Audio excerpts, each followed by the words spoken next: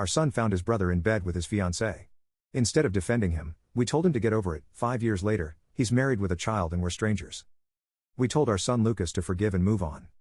His brother Daniel slept with his fiancée Amy 3 weeks before the wedding. Lucas found them together. Called off the wedding.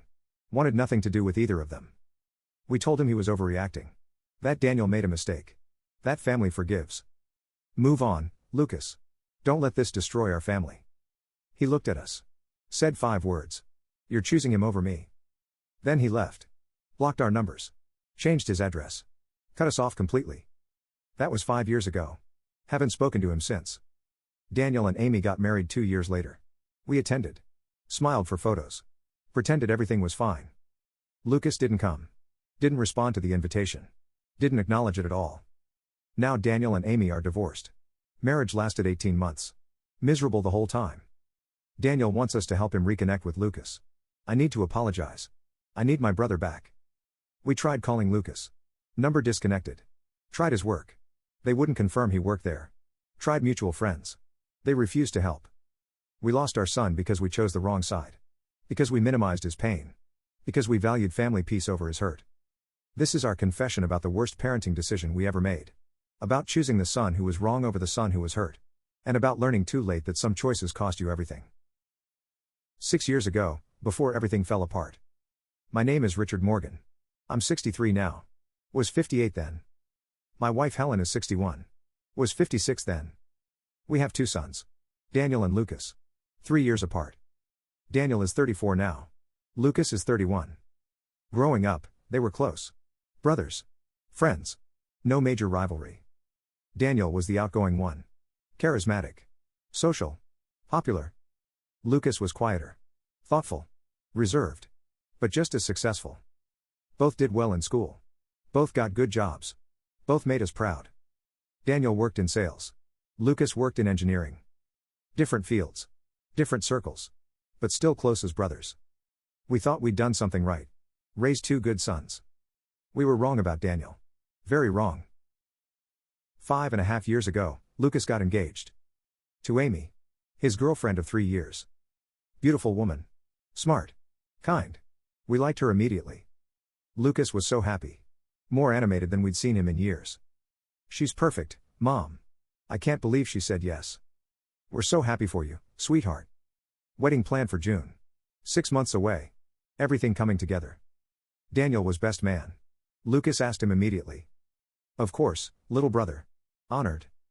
They started spending more time together. Planning bachelor party. Organizing groomsmen. We thought it was wonderful. Brothers bonding. Getting closer. We were blind. 5 months before the wedding, Amy started acting different. Lucas mentioned it once. Casual comment at Sunday dinner. Amy's been distant lately. Stressed about wedding planning. That's normal, Helen said. Weddings are stressful. Maybe. She just seems distracted. Daniel spoke up. I can talk to her if you want. Make sure she's okay. Would you? Thanks, man. Daniel offered to help. Seemed supportive. Brotherly. He was planning something else entirely. 4 months before the wedding, Daniel started helping Amy with wedding details. Picking up decorations. Meeting with vendors. Spending time together. Lucas was working long hours. Big project at work. Couldn't always be there. Daniel's been amazing, Amy told us. Helping with everything. Lucas is so lucky to have him. Daniel's a good brother, Helen agreed. He wasn't. He was spending time with his brother's fiancée. Building something inappropriate. We didn't see it. Didn't question it. Trusted both of them. 3 months before the wedding, Lucas mentioned something concerning. Daniel and Amy have been hanging out a lot. Without me. They're probably planning bachelor party surprises, I said. Maybe. Just feels weird. Don't be paranoid. Daniel's your best man. Amy's your fiancée. They're coordinating wedding stuff. You're right. I'm overthinking. He wasn't overthinking. His instincts were right. We told him to ignore them. Biggest mistake we ever made. 2 months before the wedding, Daniel started making comments. Small things. Easy to dismiss. But looking back, clear warnings. Amy's great. You're a lucky guy, Lucas. I know.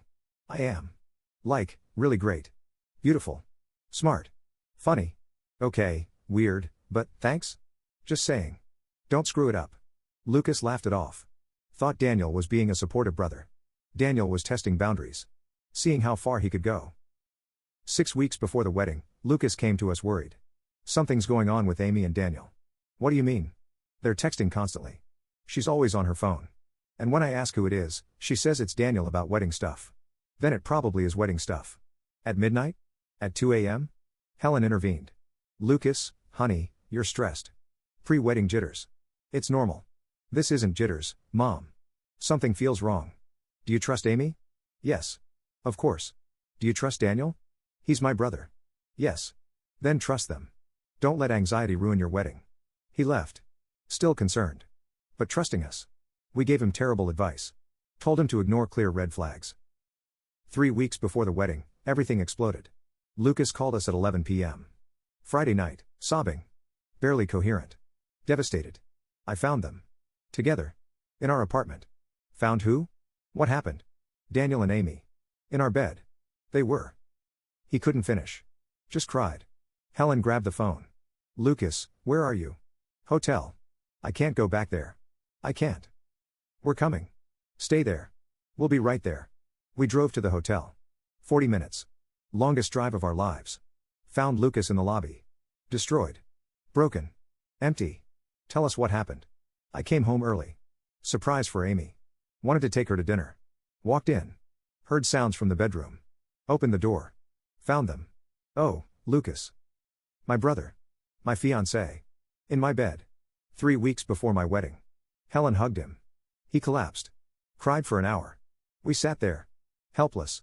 Shocked. Not knowing what to do. The next morning, Lucas made decisions. Wedding's off.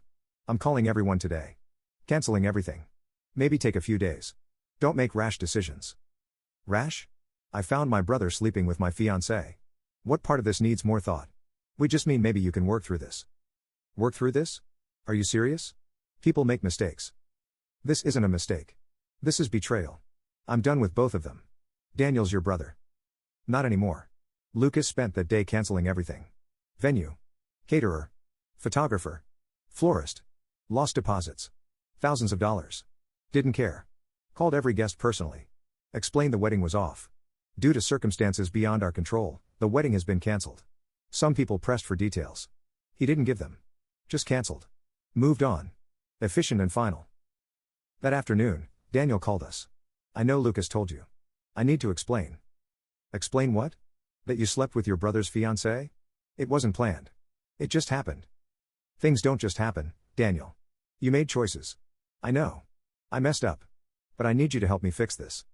Fix this? How? Talk to Lucas. Tell him I'm sorry. Tell him it was a mistake.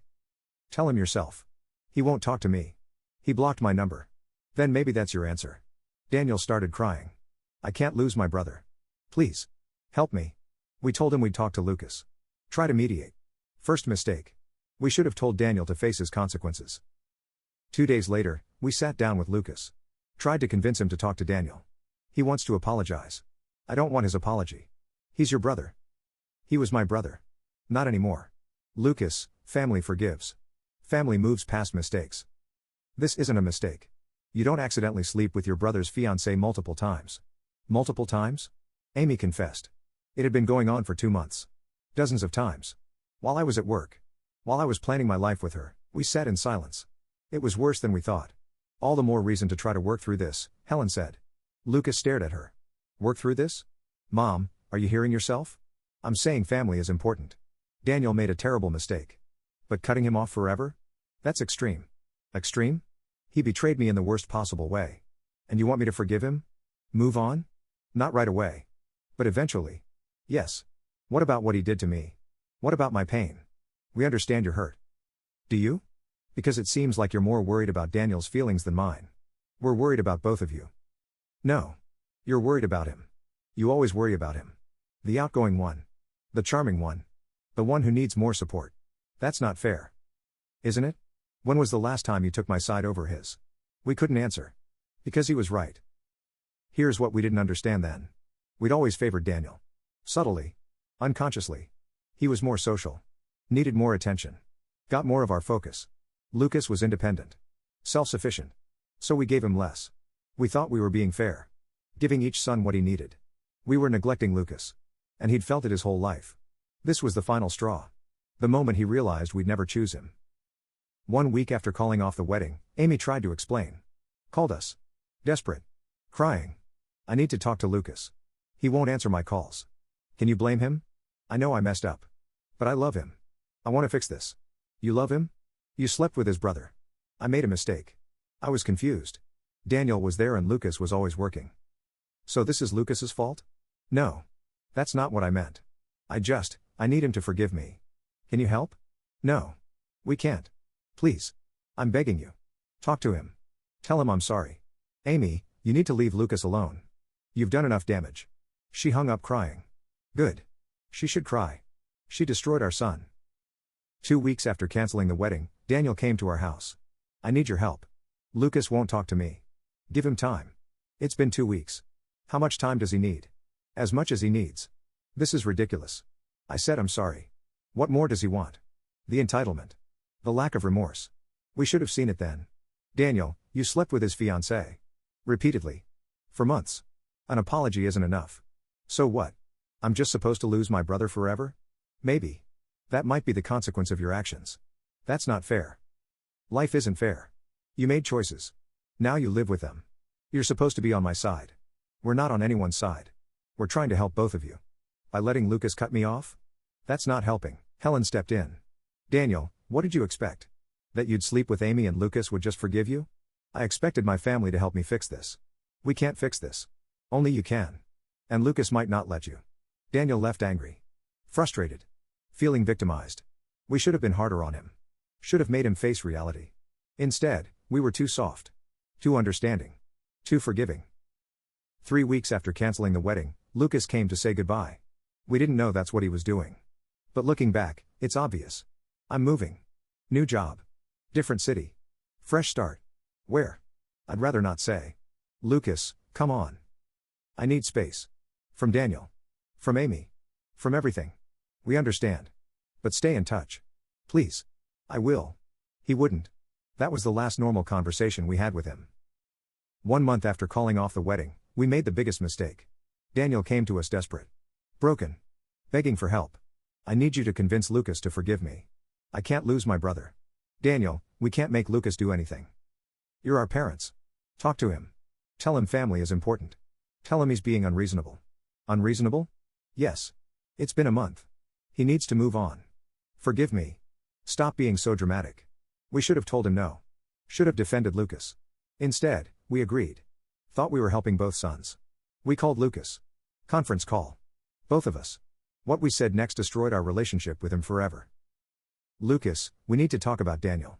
I don't want to talk about Daniel. He's devastated. He misses you. He wants to apologize properly. I don't care what he wants. He's your brother. He stopped being my brother when he betrayed me. That's extreme. People make mistakes. This wasn't a mistake. This was a months-long affair with my fiancée. We know. And it was wrong. But holding on to this anger isn't healthy. Healthy? I'm supposed to forgive him for mental health? We're saying maybe it's time to move on. For your own peace. Move on? It's been 1 month. Exactly. You've had time to process. Now it's time to forgive. Forgive? He hasn't earned forgiveness. He's your brother. Family forgives family. Even when family destroys you? He didn't destroy you. Yes, he did. He slept with my fiancée. Ruined my wedding. Betrayed my trust. How is that not destruction? You'll meet someone else. You'll be happy again. Don't let this define you. Silence. Long silence. Then Lucas spoke. Voice cold. Controlled. Let me understand this. You're telling me to move on. Forgive Daniel. Stop being angry. We're saying holding grudges isn't healthy. What about what he did to me? What about my pain? We acknowledge your hurt, but Daniel's pain matters more. His need for forgiveness. His desire to have his brother back. That's not what we're saying. Yes, it is. You're choosing him. Over me. Again. Lucas, no. I'm done. With Daniel. With Amy. And with both of you. Don't say that. You had a choice. Support me or support him. You chose him. Now live with that choice. Lucas, please. He hung up. We tried calling back. Number disconnected.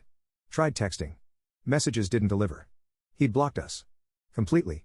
We didn't realize what we'd done immediately. Thought Lucas was being dramatic. Overreacting.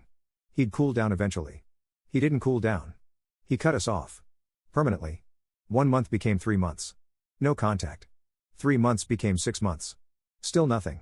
We tried everything. Called his work. They wouldn't confirm employment. Sent letters to his old address. Returned to sender. Reached out to his friends. They refused to help.